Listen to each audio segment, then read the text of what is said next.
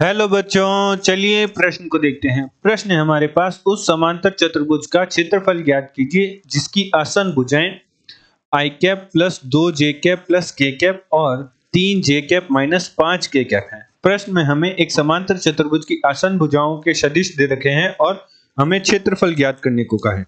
चलिए सर्वप्रथम हम प्रश्न के लिए मुख्य अवधारणा लिखते हैं।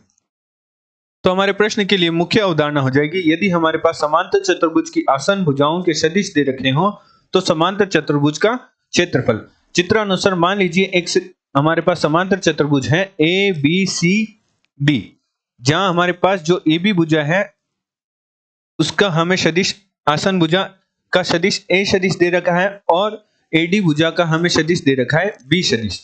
तो हमारे पास क्षेत्रफल का सूत्र बराबर होता है, समांतर चतुर्भुज का क्षेत्रफल बराबर होता है आसन भुजाओं के सदिश गुणनफल का परिमाण। हमारे पास समांतर चतुर्भुज का क्षेत्रफल प्राप्त होता है।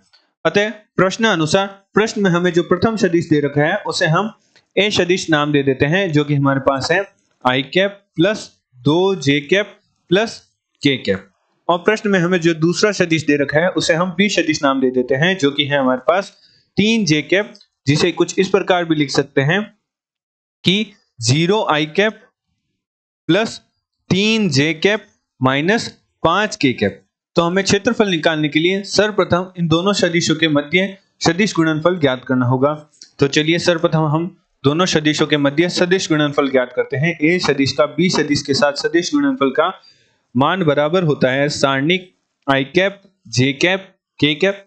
जो हमारे पास ए सदिश है उसमें आई कैप जे कैप के कैप के गुणांक हैं 1 2 1 और बी सदिश में आई कैप जे कैप के कैप के गुणांक है 0 3 और -5। सारणिक को हल करते हैं और ए सदिश का बी सदिश के साथ सदिश गुणनफल ज्ञात करते हैं।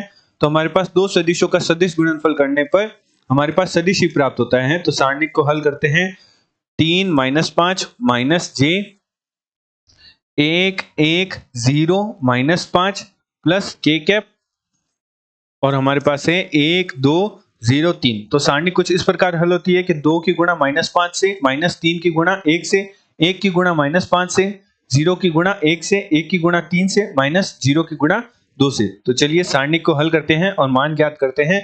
ए सदिश का बी सदिश के साथ सदिश गुणनफल आई कैप -10 -3 माइनस जे कैप -5 -0 प्लस के कैप 3 -0। तो हमारे पास ए सदिश का बी सदिश के साथ सदिश गुणनफल का मान प्राप्त हुआ -13 आई कैप प्लस 5 जे कैप प्लस 3 के कैप।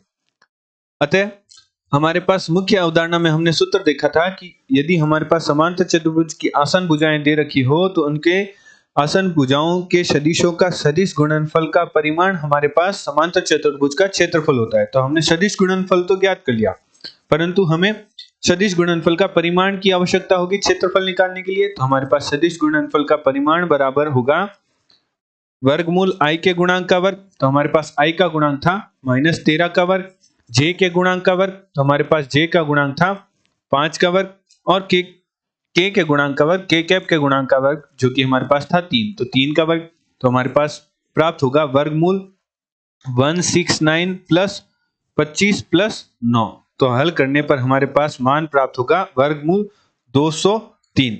अतः मुख्य अवधारणा में हमने सूत्र देखा था कि क्षेत्रफल समांतर चतुर्भुज का क्षेत्रफल बराबर होता है जब समांतर चतुर्भुज की आसन भुजाएं दे रखी होती है तो आसन भुजाओं का सदिश गुणनफल का परिमाण। तो हमारे पास क्षेत्रफल बराबर प्राप्त हुआ वर्गमूल 203 वर्ग इकाई।